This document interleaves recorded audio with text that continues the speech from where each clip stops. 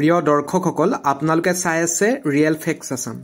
উচ্চ শিক্ষা তথা মহাবিদ্যালয় পৰ্যায়ৰ বিভিন্ন শিক্ষক পদৰ বাবে যিসকল প্ৰাৰ্থীয়ে প্ৰিপাৰেচন কৰি আছে প্ৰস্তুতি কৰি আছে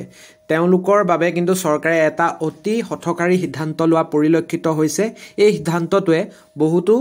নেট পিএইচডি বা স্লেট ক্ৰেক কৰি থোৱা প্ৰাৰ্থীসকলক তেওঁলোকৰ মনত হতাশা আনি দিছে সেই সিদ্ধান্তটো হৈছে মহাবিদ্যালয় পৰ্যায়ৰ যিসকল প্ৰাধ্যাপক বা যিসকল প্ৰফেসৰ আছে ৰিটায়াৰ্ড কৰিলে তেওঁলোকৰ বাবে পুনৰ সুযোগ দিয়া হৈছে ইয়াতকৈ আৰু হতাশজনক সিদ্ধান্ত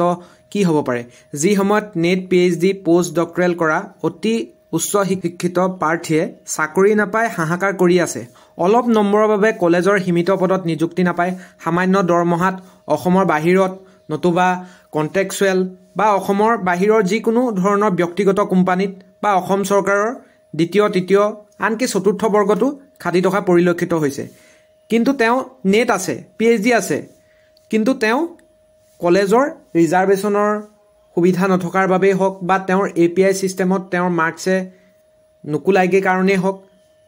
যিকোনো কাৰণত তেওঁলোকে কিন্তু হাহাকাৰ কৰি আছে কলেজত এটা চাকৰি লাভ কৰিবৰ বাবে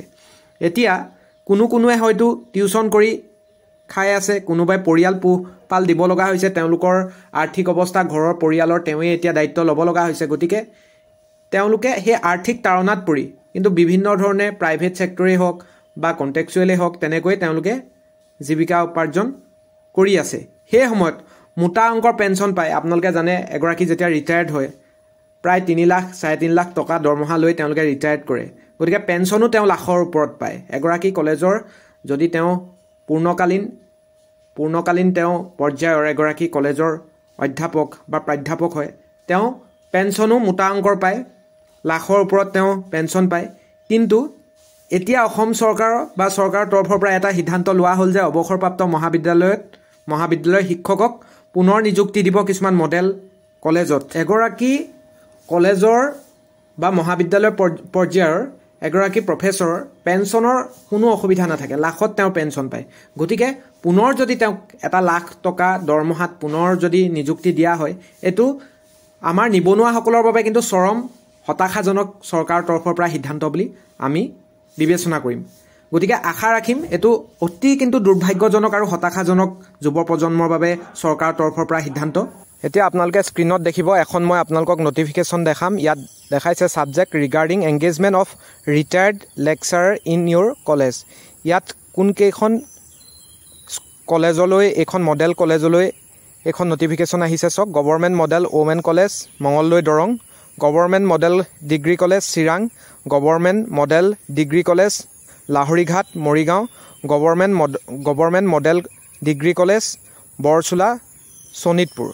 গতিকে ইয়াত লিখিছে subject regarding engagement of retired lecturer in your college sir madam with reference to the subject cited above I am directed to inform you that you are requested to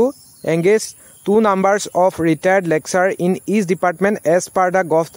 OM Bhide number 586110/21 dated 8/5/2025 in your college since classes are scheduled to commence from 1st August 2025 গতিকে 1 আগষ্ট 2025 ৰ পৰা ক্লাছবিলাক start হোৱাৰ আগতে দুগৰাকীকৈ retired টিচাৰক মহাবিদ্যালয় পৰ্যায় engage কৰিবলৈ কৈছে গতিকে ইয়াত কিন্তু দৰমহাও বহুত ৰাখিছে পুনৰ আপোনালোকৰ যেটো ইয়াত দেখিব লাহৰিঘাট মৰিগাঁৱৰ বাবে যেটো নিউজ পেপাৰত তেওঁলোকে এড উলিয়াইছে তাত আপোনালোকে দেখিব কিমানখিনি দৰমহা ৰাখিছে নিবনুৱাসকলৰ বাবে যদি তেনেকুৱা সুবিধা ৰাখিলেহেঁতেন যেটাই পোষ্ট নোলাওক এতিয়া 4খন কলেজত ধৰক 8টা পোষ্ট ওলাব গতিকে সেই 8টা পোষ্টত যদি নিবনুৱা 8 জনে পালেহেঁতেন তেনেহলে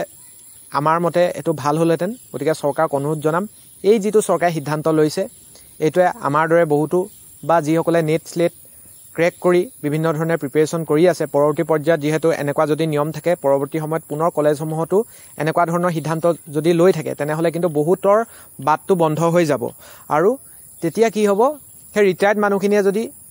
আহি থাকে পুনৰ তেনেহলে এই ক্ষেত্ৰত নিবনুৱাসকলৰ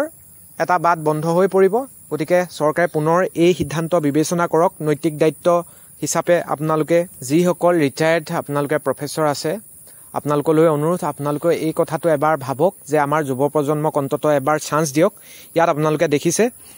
Work in interview retired faculties, English 2 positions, Assamese 2 position, Political Science 2 position, History 2 position, Education 2 position. Eligibility criteria লিখিছে retired faculties up to the age of 65 years আৰু মাননি ৰাখিছে ইয়াত 1 লাখ টকা per month আৰু work in interview July 24 গতিকে মৰিগাঁও কলেজৰ যিখন মডেল কলেজ তাৰ পৰা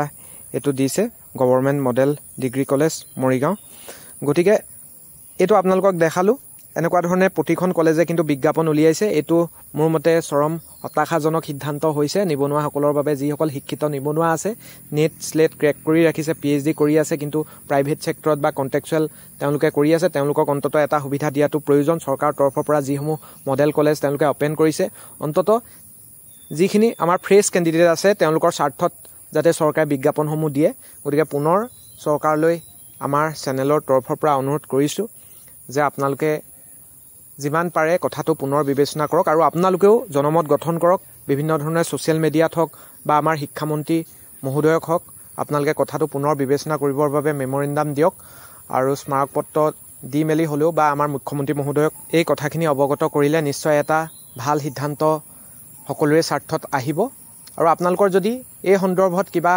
আমি কোৱা কথাখিনিৰ ওপৰতো আপোনালোকৰ নেতিবাচক মন্তব্য আছে বা ইতিবাচক মন্তব্য আছে পজিটিভ নেগেটিভ সকলো ধৰণৰ আপোনালোকে কমেন্ট কৰিব পাৰিব কিবা পৰামৰ্শ থাকিলেও কোৱেৰিজ থাকিলেও আমাক কমেন্ট কৰিব আৰু কিবা যদি আপোনালোকে সোশ্যাল মিডিয়াত